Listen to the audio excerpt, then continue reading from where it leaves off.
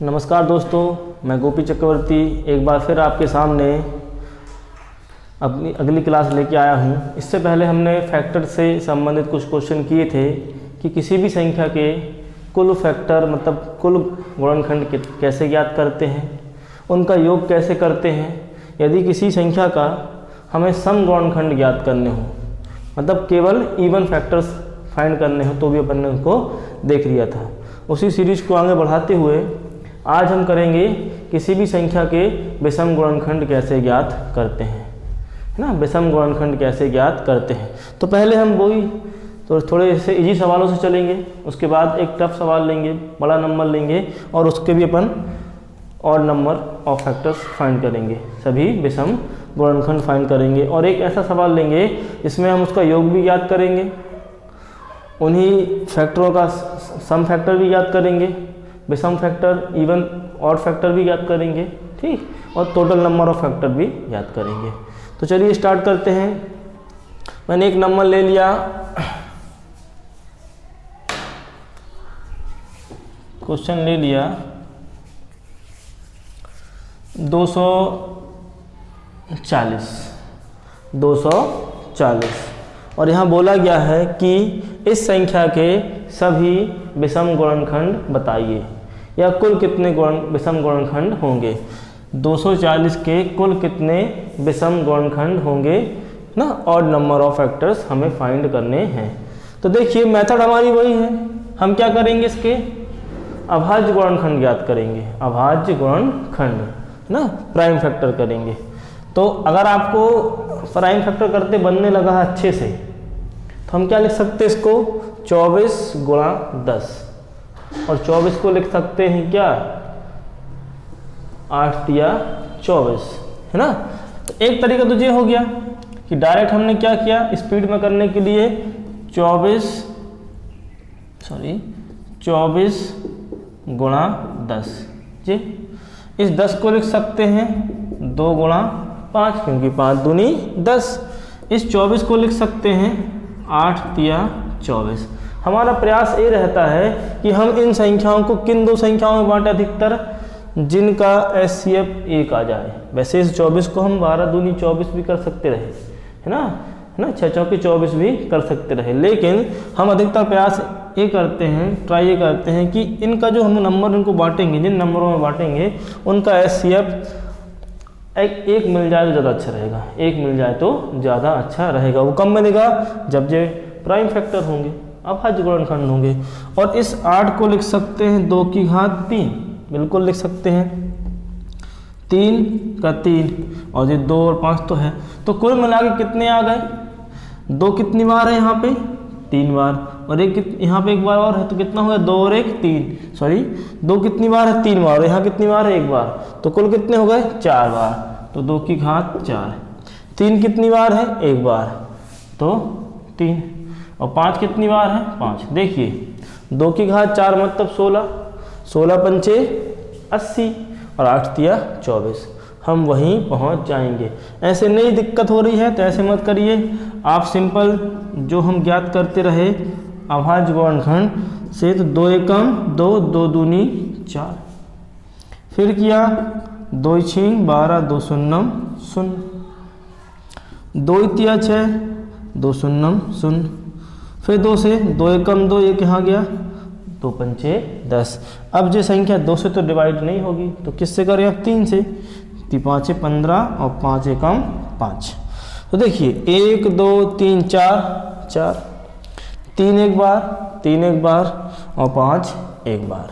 यहाँ से हमने, अगर हमें क्या बोलते वो कि सभी गुणनखंड ज्ञात कीजिए, क्या, टोटल नंबर ऑफ फैक्टर, तो क्या करते रहे हम, क्या करते रहे हम, इसके जो घात है 4 उसको 1 से प्लस कर देते रहे, है ना, 1 से प्लस करते रहे, तो 4 और 1 5, यहाँ कुछ नहीं तो क्या मानेंगे 1, यहाँ कुछ नहीं तो क्या मानेंगे 1, और 3 और 1 2, सॉरी 1 और 1 2, और 1 और 1 2, ठीक, और 5 दूनी 10, 10 दूनी 20। तो कहने का मतलब हमने अभी क्या ज्ञात किया, हमने ज्ञात किया है कि 240 के सभी गुणनखंड, लेकिन उनने हमसे ये नहीं बोला है, उनने बोला है कि सभी विषम गुणनखंड। लेकिन मैं ऐसा क्यों कर रहा हूँ, क्योंकि अपन चेक भी कर पाए इसलिए। अगर वो क्या बोलते हैं,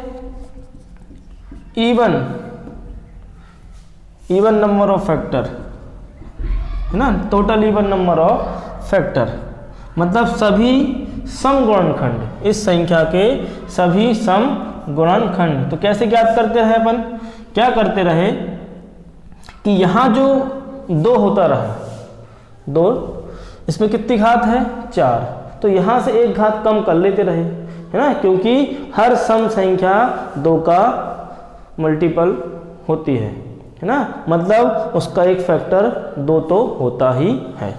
तो बस यहाँ पे कितनी है 4, तो कितना हो जाएगी 2 की घात 3, और 3 की घात जो है वही रहेगी, 5 की घात जो है वही रहेगी। इसके बाद हमने क्या किया था, इसके बाद हमने किया था कि हमें क्या ज्ञात करना था, total even number of factor, सभी सम गुणनखंड।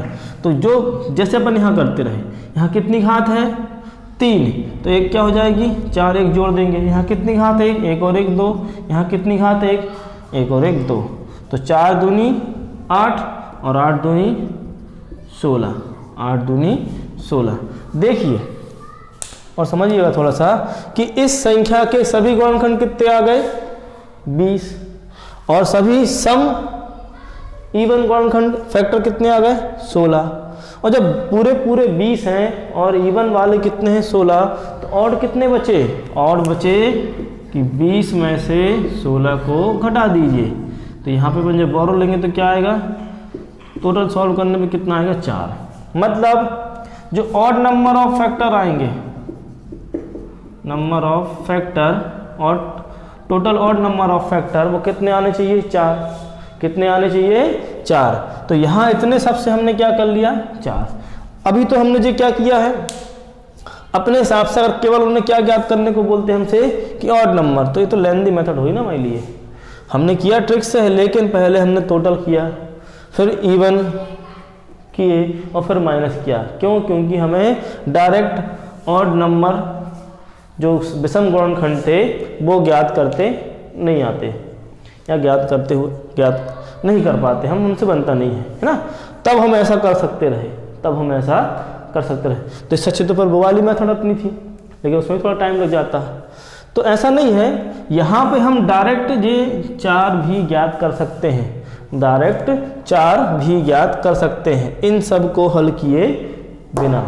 तो बस अब हम सीधे आते हैं अपने जो लॉजिक है उस पर। हम यहाँ ये लिखा दे रहे हैं क्योंकि हम चेक करेंगे कितना आना चाहिए 4। तो देखिए इतना तो हमने किया, इतना तो आपको सम में करना ही है। अगर वो चाहे उनका सम पूछ ले या टोटल फैक्टर पूछ ले या इवन फैक्टर पूछ ले, है ना, और भी पूछ ले, तब भी हमको इतना करना है।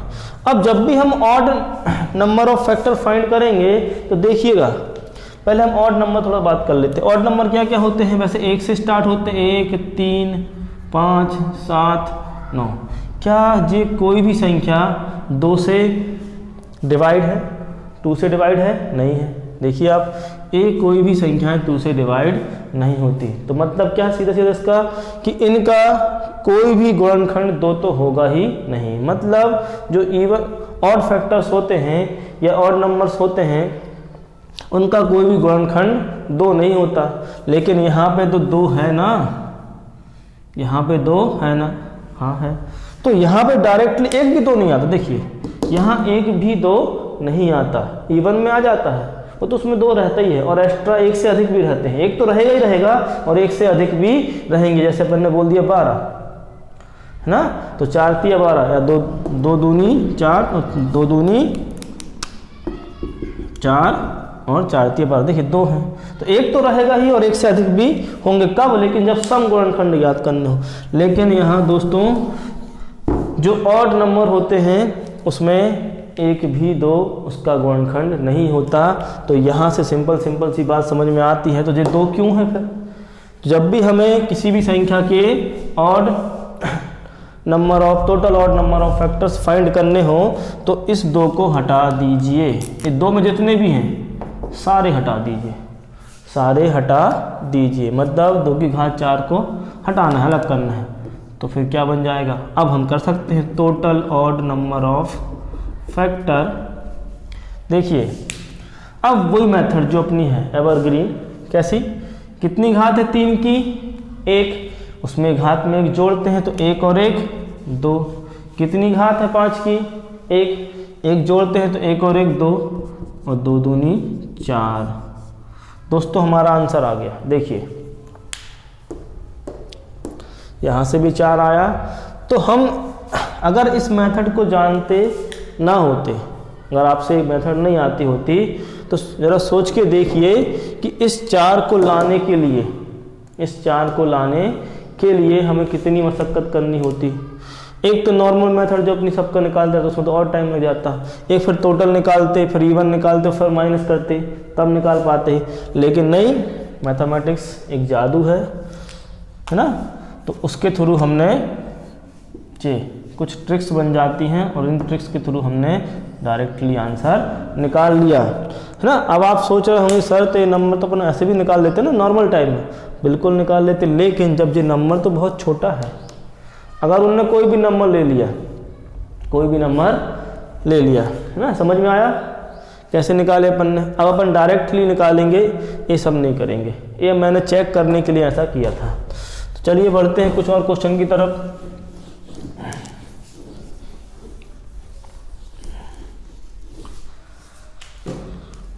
क्वेश्चन है, कुछ भी लिख लेते हैं, 21/5/6, चलो ऐसा कर लेते हैं 21/5/6, कोई भी नंबर लिख लीजिए आप। तो हमें क्या याद करने हैं कि संख्या इतने के सभी, थोड़ा और बड़ा लिख दूं, 2100 आई थिंक 65 लिखा था, 65 या 56, जो भी लिखा हमको ध्यान नहीं, 56, 2156 के सभी विषम गुणनखंड ज्ञात कीजिए, है ना। क्या बोला गया है कि 2156 के सभी विषम गुणनखंड ज्ञात कीजिए। नहीं कर पा रहे हैं अभाज्य गुणनखंड हम वैसे, तो सिंपल अपनी मेथड जो है उससे कर लें। कैसे, 2156 कैसे करेंगे, 2 से 2 एकम 2, 2 शून्यम शून्य, 15, 2 सत्ते 14, 2 अट्ठे 16, ठीक। अगला करें 2 से, 2 पंचे 10, 2 तिया 6, 2 नाम 18। अब किससे कट जाएगा जी, देखिए 3 से तो कटेगा नहीं, है ना, 4 से भी नहीं कटेगा, 5 से भी नहीं कटेगा, ठीक। और कोई नंबर देखें, 6 से तो कटेगा नहीं, 7 से, 7 सतैया 49, हाँ 7 से कट जाएगा, तो 7 सतैया 49, 4 बचा, 7 सतैया 49। अब एक और 7 से कटेगा जी, 7 एकम 7, 7 एकम 7 और 11 एकम 11। तो क्या फैक्टर बन गए इसके, इसके क्या फैक्टर बन गए, देखो 7 सतैया 49, 4 बचा, हाँ ठीक, करते हैं। तो 2 की घात 1 2 कितनी बार है, 2 बार। 7 की घात कितनी है, 7 की घात कितनी है, 2, क्योंकि 7 कितनी बार आ गया है, 7 2 बार आ गया है। और 11 कितनी बार आया है, 1 बार आया है।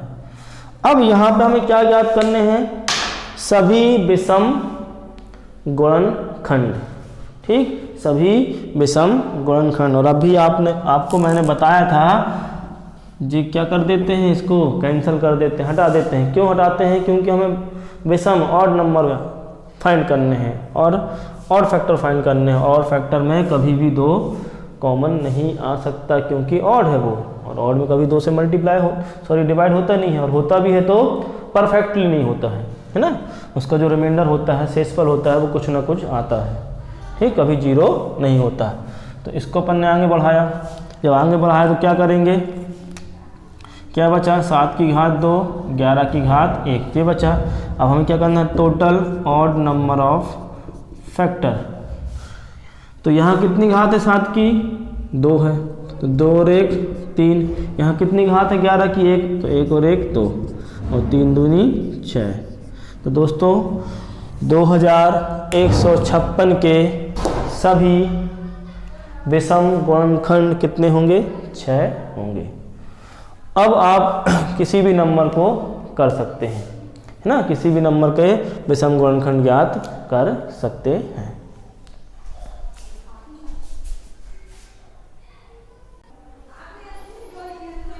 तो दोस्तों आज के लिए इतना ही, क्योंकि ज़्यादा बड़ा वीडियो मैं बनाना नहीं चाहता ना, तो आज के लिए इतना ही। आप कुछ अपने मन से नंबर लीजिएगा, एग्ज़ाम के जो पेपर में पूछे गए होंगे वो क्वेश्चन करिएगा, जहाँ पे कुछ इवन फैक्टर पूछे होंगे या ऑड फैक्टर पूछे होंगे, या जो उन्होंने अगर टोटल नंबर ऑफ फैक्टर पूछे तो उसी के इवन और ऑड निकाल के चेक करिएगा कि उनको प्लस करने के बाद टोटल नंबर ऑफ फैक्टर मिलते हैं कि नहीं मिलते। तो आज के लिए इतना ही है, धन्यवाद।